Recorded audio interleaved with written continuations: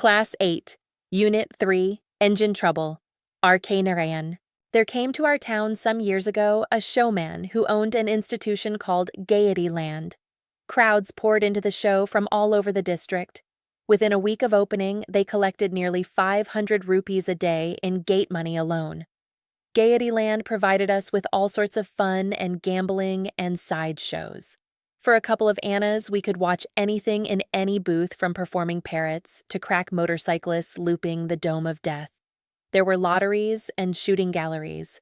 Here, for just 8 annas, you could acquire prizes that ranged from pincushions, sewing machines, cameras, to even a road engine. One evening, they drew the ticket number 1005, and I happened to own it. Glancing down the list, they declared that I had become the owner of the road engine. Don't ask me how a road engine came to be included among the prizes. I was stunned.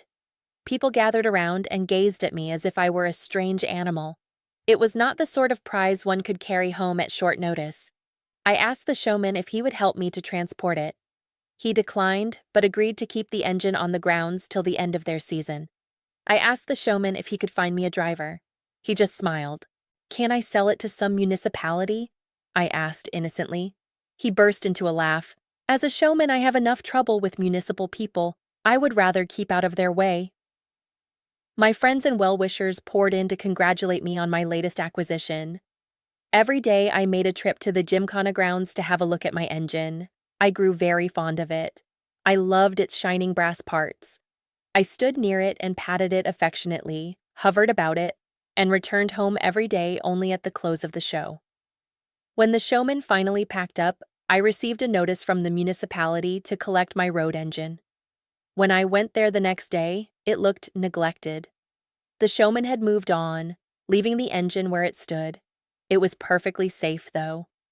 Soon I received a second notice from the municipality ordering that the engine should be removed with immediate effect.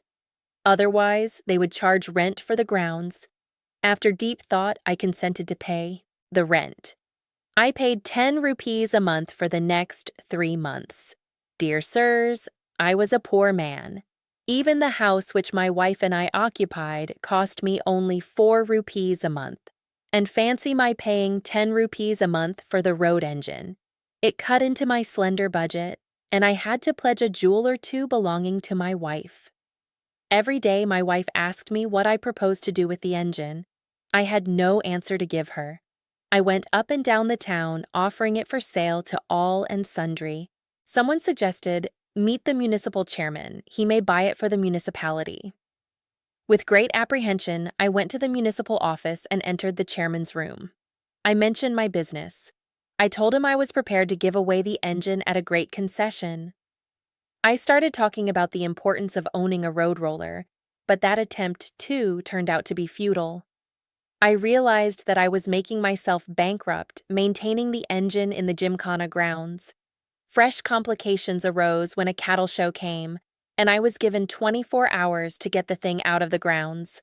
I became desperate. There was not a single person for 50 miles around who knew anything about driving a road engine. I begged every passing bus driver to help me, but without use. I even approached the station master to put in a word with the male engine driver. Meanwhile, the municipality was pressing me to clear out. I saw the priest of the local temple and managed to gain his sympathy. He offered me the services of his temple elephant. I also engaged 50 coolies to push the engine from behind. You may be sure this drained all my resources. The coolies wanted 8 annas per head, and the temple elephant cost me 7 rupees a day, and I had to give it a day's feed. My plan was to take the engine out of the Gymkhana and then down the road to a field that was owned by a friend.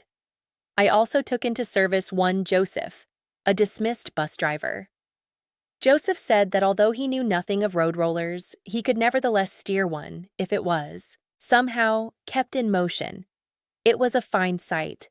The temple elephant yoked to the engine by means of stout ropes, with 50 determined men pushing it from behind, and my friend Joseph sitting in the driving seat. A huge crowd stood around and watched in great glee. The engine began to move. It seemed to me the greatest moment in my life.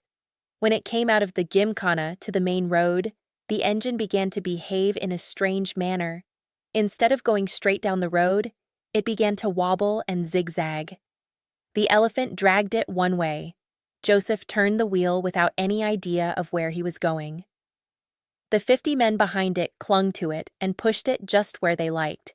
As a result of all this confused dragging, the engine ran straight into the wall of the opposite compound and reduced a good length of it to powder. At this, the crowd let out a joyous yell. The elephant, disliking the behavior of the crowd, trumpeted loudly. It strained and snapped its ropes, and kicked down a further length of the wall. The 50 men fled in panic. The crowd created a pandemonium. Someone slapped me in the face.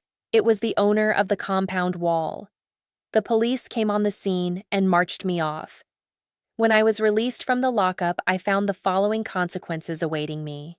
Several yards of compound wall had to be built by me. The wages of the 50 men who ran away had to be paid. They would not explain how they were entitled to the wages when they had not done their job.